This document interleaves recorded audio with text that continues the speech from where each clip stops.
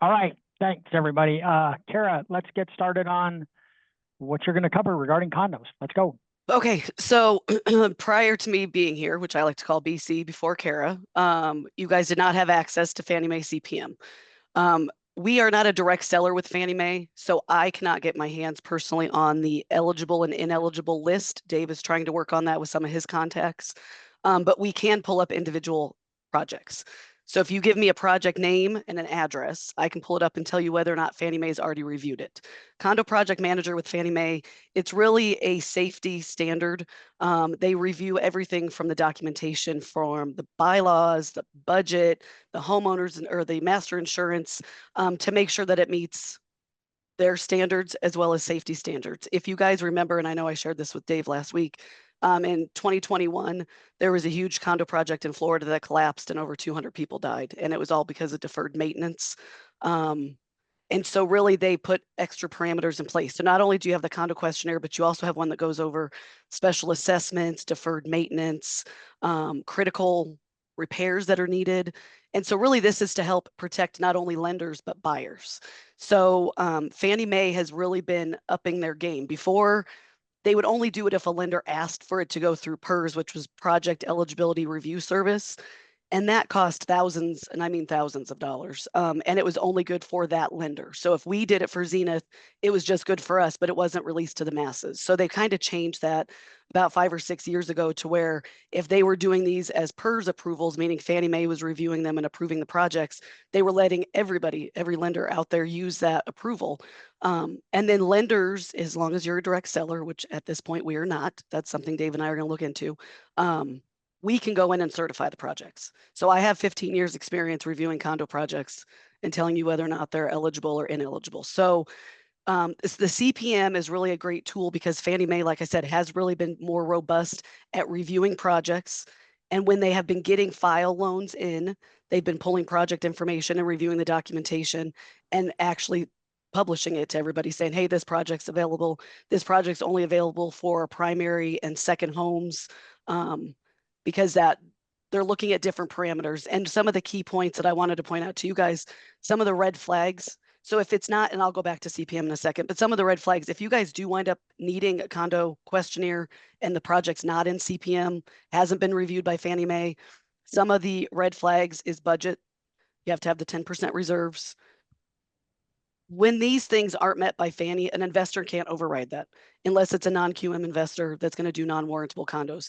But our typical delegated investors, the Chases, well, not Chase, but PennyMac, PHH, Planet, all of them are going to follow agency directly. They're not going to give us any type of exception for anything not meeting agency. So I know that was one of the questions that I got. So if the budget doesn't have the 10% reserves, we can look at a reserve study. A lot of times those don't really help that much. So you'd have to look at a non-warrantable condo at that point. Master policy deductible. I know Jacqueline and I talked about that. That's a hot button point lately. Single entity ownership. And I'm going to give you some details on this. For projects with up to 5 to 20 units, 1 to 4 unit projects, those get condo project waivers. We don't even need to review those if it's truly a 1 to 4 unit project. If the project has 5 to 20 units, you can only have 2 units owned by the same entity. So I can only own 2 units in this property. If I own more than that, your project's ineligible due to single entity ownership. And the reason for that is because that entity is paying into the budget and paying HOA dues more than everybody else. So if that person stops and goes delinquent, now you're going to have an underfunded budget. So that's why they kind of put some of these parameters in place. Projects with 21 units or more, you can't have more than 20% ownership. So that's quick math, depending on how many units there are. One entity can only own 20%. And that could be Dave owning it as Dave or Dave owning it as Gallegos Family Trust. He's still the same person. So you cannot have more than combined 20% ownership in those. The additional special addendum form that came out 1076 that addresses deferred maintenance, critical repairs, and material deficiencies. And I think G just had one recently where that form is what discovered that there is a bunch of issues with the balconies on a property. And that made that project ineligible due to the deferred maintenance and the cost of repair. Those things, education is really key to your borrower. I don't think a lot of borrowers who are buying condos realize everything that goes into it. So if you go back and say, hey, this project isn't warrantable, or you just pass them over to somebody at a credit union or First Bank, somebody locally that doesn't follow agency, you're kind of doing your borrower a disservice because you really need to educate them on the importance of a funded budget, correct insurance. All these things can lead to either increased homeowners dues or special assessments. And a lot of times those special assessments hit and unit owners sell and they don't want to pay off the special assessments before the new buyer purchases it. So now your new buyer is taking on those special assessments for something that they didn't even live there when it happened. So, and I do have a very good example of what happened at my previous job that I've already told Dave about. One of the other red flags is non-residential or commercial purposes may not exceed 35%. I think Jacqueline had one recently too, where the live work didn't meet the live work requirements. So it was ineligible. So all these things are things that I can help you guys look at. So I've created a new process, which I will send out to all of you guys after this. There is a new email address, condo@zenithhl.com. Send me an email that's going to be monitored by me and one other person, which I'll talk about her in a second. We need the project name and the address of the property. I need to make sure there's so many different projects with similar names. I need to make sure I'm looking up the correct one for you guys. If you have a loan number, that's even better. Because if we have a loan number, I can upload the CPM into the file, complete the 1008, add a condition for the underwriters to make sure they're completing some certain steps at the very end before they issue the CTC. And then that way too, when the file makes it into underwriting and processing, everybody knows it's already been reviewed. We don't have to worry about ordering condo docs. I have already vetted this out with most of our delegated investors. I just heard back from PHH this morning, and I have a few more that I need to reach out to. Agency only requires, if it is CPM approved, that the lender, which would be us, make sure that the master policy still meets requirements. So this is where you could lose your CPM approval. So don't think of it as the holy grail. I can tell you, hey, this project is CPM approved, and then you give me the master and the master is renewed since the project was approved. And now the master policy doesn't meet agency. I have to turn that into agency, have them re-review it, and then they'll determine if they'll keep the CPM approval or if they make it unavailable. So caution on that part because you're not going to be sending me the master insurance up front. So just because I tell you, hey, this is CPM approved, make sure you address that with everybody, agents, that we need the master to make sure that the master is still in place. It's really nice if they just approved it, let's say January, and the insurance was effective last August. You're going to know like, okay, we're good because it was approved since the master policy has been in place. I think Giuseppe had one not that long ago. Same thing. I pulled it up in CPM. It was unavailable due to the deductibles for the master. He sent me the master. That master is what they already reviewed. So they have not gotten a new policy. So I'm going to pause real quick. Does anybody have any questions about all of that? Can you speak a little faster? What's that Yeah, I email know. address? What's that Yeah. condo email address too? Condo@zenithhl.com. Condo. Yep. Singular. So speaking of that email address, I don't know if Dave has told you, but we did hire somebody new in ops. She was actually my go-to person at my last company. She was one of my senior underwriting team leads, and she also used to be a senior processor. She really helped me build out that underwriting department previously. She has all the same experience that I have. So she is actually starting on Monday. She is our fully remote ops person. She is out of Chicago. She'll be in the office all next week. So I think we're having a lunch for her on Monday. So hopefully everybody can make it. Her and I will be monitoring this condo email address. If you send us the email before 3 o'clock, we'll answer you same day. If you send it after 3, more than likely it'll be the next morning. But we do need the full project name and the address. That's it. And if you have a loan number, great. If you don't, that's just more steps that we'll have to do down the road when you actually do get a loan number, and I'll work on that with processing and underwriting. But yes, so her name is Araceli Carrillo. Like I said, she's out of Chicago. She will be here all next week working with me, and her first task is to really work with processing, Chelsea and Nicole, and find any process efficiencies we can get there, streamline things, and really help fine tune Encompass. That's what she helped me with before. And I will be working with post-closing to try to get that ironed out. But CPM, again, is not the end all be all to everything. It is a good tool. And it's definitely a rabbit hole to go down because there's a lot of condo projects in there. So don't shoot the messenger if I tell you it's unavailable. It's not, I didn't make it unavailable. So, but one of the things that I was telling Dave about, in my previous life, we had a property that we were reviewing the condo project. It was not CPM approved. And we got into the file and we noticed that there was pending litigation. The litigation was because the sewage in the unit next door had backed up into the property. Those people had moved out. The condo project wasn't going to pay it. They were in litigation with the unit owner saying it was the unit owner's fault. They were suing the property management company. And of course, I had to call the loan officer and say, hey, this isn't warrantable and this is why. And she had a kind of a meltdown. And I said, okay, well, you need to understand, you have to coach your borrower. Go back and let her know this is a safety issue. There is raw sewage in the unit next door. It is now in the walls. Like, not only that, but she was a single mom with 2 kids and we were using child support overtime bonus. We were using every penny she had to qualify. What's going to happen when this goes to trial and all of a sudden a special assessment gets hit? That woman would not have had any money to be able to afford that special assessment.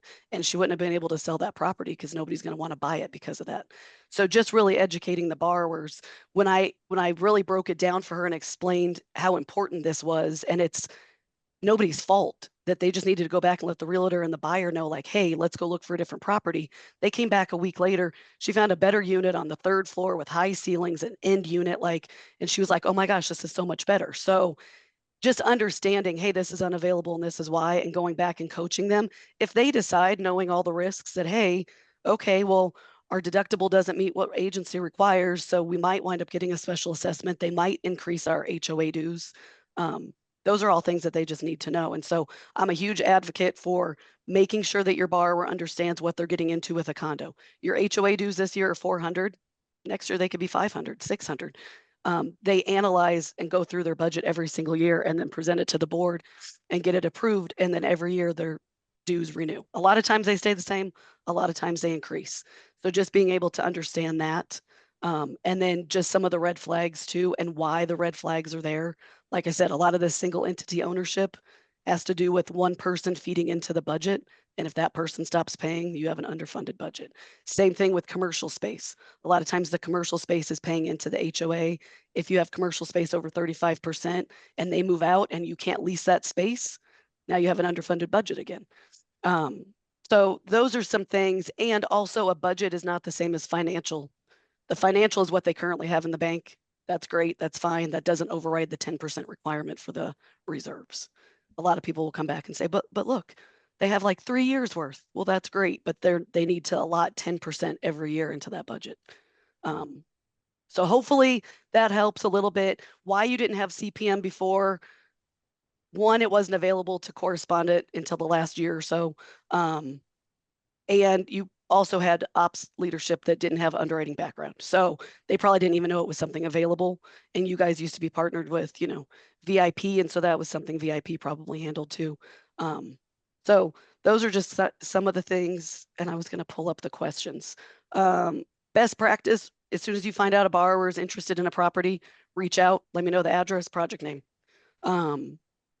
If CPM's approved, what could derail it? I already talked about that. Master insurance is the only thing that could really derail it. If it's expired, we can't do anything about that. We're not the seller. We're not approved as seller servicers. So you'll have to do the normal route of ordering the condo docs and sending them in to be condo reviewed. If we can get our hands on the approved list that they post each month, they have a list, and I used to have access because I was a direct seller before. And it's super easy report. It exports into Excel and you can literally sort tabs at the bottom from approved and unavailable. The list before didn't give you why it was unavailable. So you'd have to give me the CPM number. I'd have to go in and look. And let's see, common misconceptions. We can't override agency. So an investor is not going to allow any exceptions. Those would have to go non-warrantable.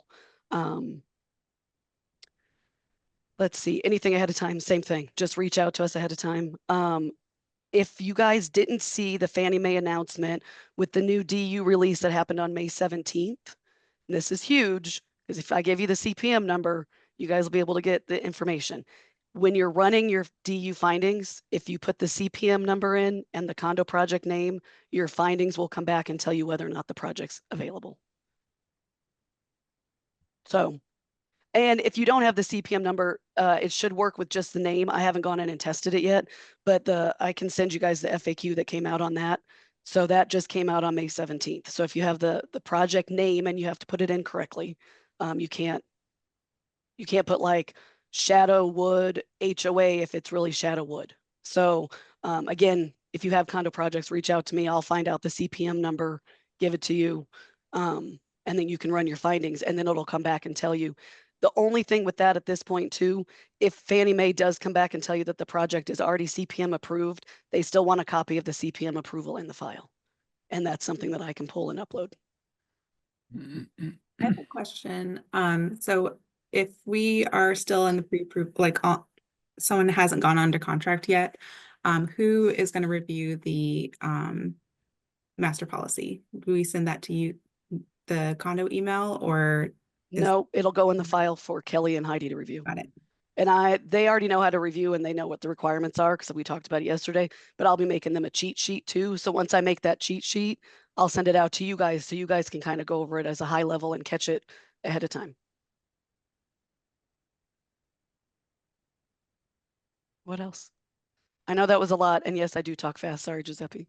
No, that's okay. I was trying to take notes and then I tried to click the AI companion button and got denied by the boss. That's okay. So, I do have the process to email and what the requirements are, the SLA, the best practice, and the master insurance. It's a one-page document. I'll send that out to you guys after this.